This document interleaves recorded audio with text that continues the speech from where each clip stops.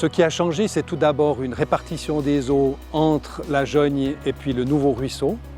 Ce nouveau ruisseau traverse ensuite un pré, rejoint la zone alluviale, arrive dans une bassière qui est juste derrière moi, traverse une saulée pour rejoindre le lac de la Gruyère.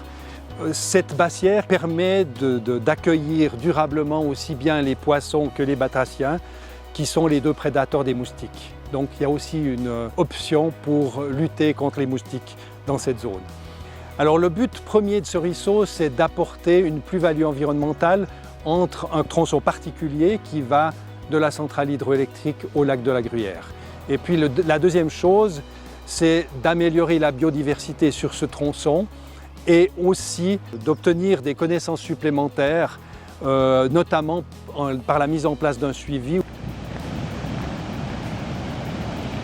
Pour l'environnement, Groupe E essaye de concilier la production d'énergie hydroélectrique renouvelable avec les impacts sur l'environnement. C'est justement l'objectif de ces différents projets d'assainissement selon la modification du cadre légal de cette loi sur la protection des eaux.